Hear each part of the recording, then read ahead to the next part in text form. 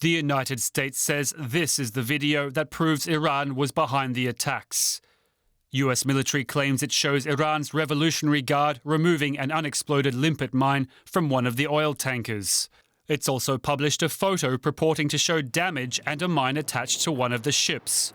President Donald Trump called into Fox News to declare Iran guilty. They're a nation of terror, and they've changed a lot since I've been president, I can tell you. They were unstoppable, and now they're in deep, deep trouble. It's not going to be. But he also said he was open to talks with Tehran. They've been told in very strong terms, and we want to get them back to the table if they want to go back. I'm ready when they are. The incident was sparked early on Thursday when a fire broke out on a Norwegian oil tanker following explosions. The crew radioed for assistance. Motor tanker frontal tire in fire. As reported by master of frontal tire, most probably torpedo attack. Vessel still loaded, tanker, risk of explosion. Hours later, a second tanker, Japanese-owned, also called for help. The crew said they saw a flying object hit the ship before hearing a blast. The ships had passed through the Strait of Hormuz, a strategically important waterway which carries a fifth of all global oil supplies. Iran has rejected the US accusations and says its navy came to the aid of one of the ships. Iranian state TV broadcast images of the rescued crew members. The foreign minister said the incidents were suspicious. As a reminder of the potential for the incident to escalate globally, Iran's President Hassan Rouhani has met with Russia's Vladimir Putin. Russia has cautioned against racing to judge Iran. Both stressed their strong security ties. Under the current circumstances, with all the external pressure and foreign sanctions being imposed, the necessity for cooperation between the countries in this region, including our countries, is becoming more critical each day.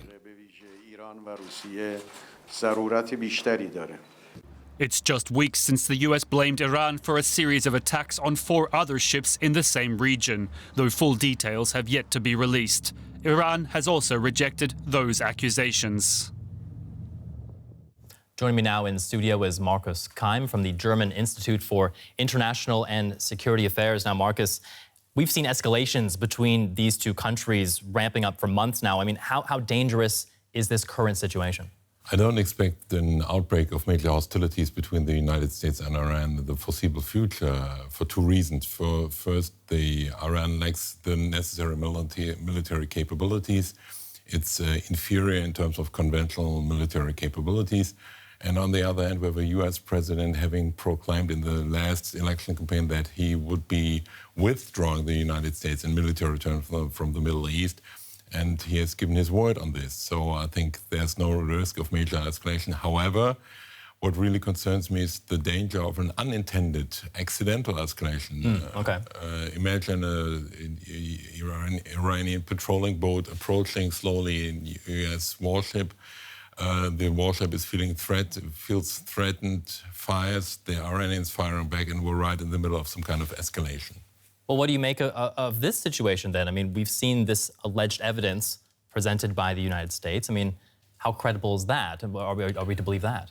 Difficult to assess the situation. It shows 2 ships slowly approaching each other. Some things are being removed. You cannot really identify the vessels. It's not clear when the events have been taped. So I think I'm not really convinced here, and the United States will be disappointed about the effects on the international community. I think we have to raise the question, in whose interest is the escalation of the last days? Are there other, who does have interest here? I think a couple of states and actors in the Middle East can be looked for. I think Saudi Arabia and Israel, but we have no indication that they're involved in the escalation. But I would point to the Revolutionary Guards of Iran. Now, this nuclear treaty, I mean, it was hailed as something that could bring peace between these nations. It's been under threat for a long time. The U.S. pulled out. Given these events, can it still be salvaged? Difficult, very difficult. I think the remaining signatories are desperately looking for ways to rescue or to salvage the agreement. But and they have set up some kind of special purpose vehicle. It's called INSTEX to facilitate trade among Western countries and Iran. But it hasn't worked so far. And I think that the only leverage the Western countries or the remaining countries have is to signal to the Iranian government that if Iran leaves the agreement, then other sanctions will snap back as well. The European sanctions, national sanctions, and that cannot be in the interest of Iran. All right, Markus Keim from the German Institute for International and Security Affairs, thank you very much for that analysis. My pleasure.